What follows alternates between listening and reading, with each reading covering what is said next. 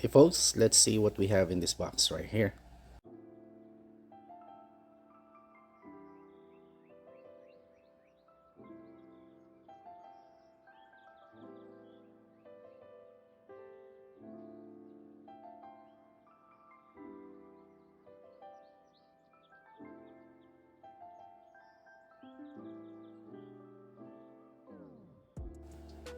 So this brand is from Shell. It's a 583 watt hour portable power station. It has a 500 watt inverter, pure sine inverter. It has a 60 watt USB-C up in the front, and as you see in the light in the back, it has some hazard light that you can turn on, turn off if you want.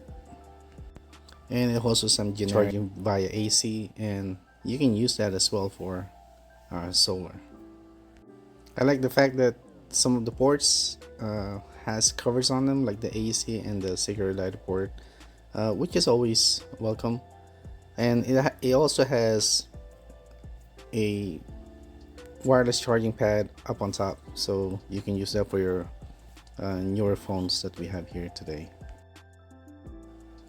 Up on the screen, you can see it has pretty good information. You have the hours or the time of what's left to be discharged or charged. It has output and input in it, and it has a battery indicator as well as a percent um, signs that you can visually see how much really is left in the battery.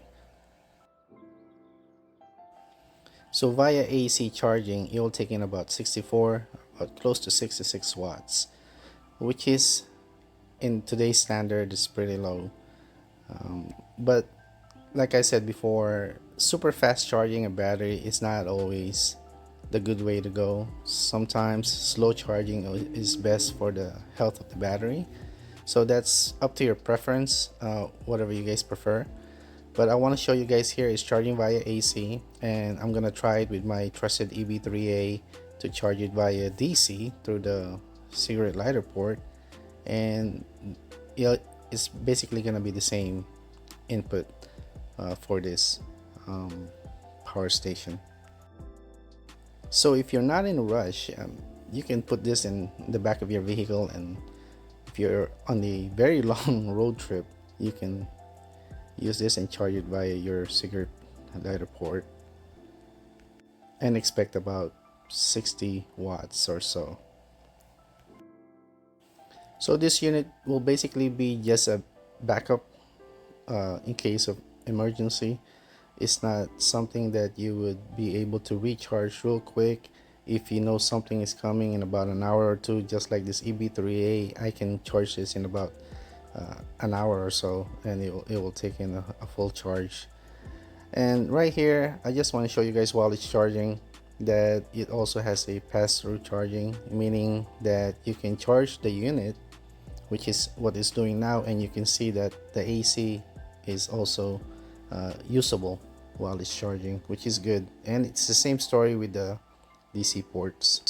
So with any power station I receive, I normally try to test the unit for my double door full size refrigerator. Why? My thing is, as long as I have some form of backup, I want to be able to preserve the food I have as long as I can. And with this 583 watt hour battery, I'm thinking it should be able to at least power this on for a minimum of 7 to 8 hours. Most power outages, guys, don't really last that long, but it's best to have something, better than nothing, really. So we'll see what this small unit can do. And as you see here, it peaked in, the surge was about almost close to 500 watts, and it will settle down to about 70 or 65 watts, which is pretty efficient considering this is a really big full-size refrigerator. I just want to show you guys here the time that I started this test is around close to 8 o'clock at night. But I just want to say something about the efficiency. This will be a lower efficiency because we're testing this on a appliances that turns on and off like a refrigerator. The compressor doesn't run all the time, so the efficiency will be a lot lower because the inverter and this power station, or any power station for that matter, is always on. So it will continue to consume, and it will not record on this device. So it's not gonna show here exactly what the inverter is using. And as you see right now, it's already at 50%, and it already consumed based on the run of the refrigerator 213. But behind that is the AC inverter inefficiency, so we have to put that into account. So it's been running around 3.5 hours, as you saw on the time. So I'm expecting this to run maybe close to 7 to 8 hours, which is typical for this size of power stations. Unfortunately, I was not able to capture the whole thing, and basically the unit was able to power my full-size refrigerator for about 8 hours, and the total wattage from this monitor right here was around 415 watt hour, which is not too bad.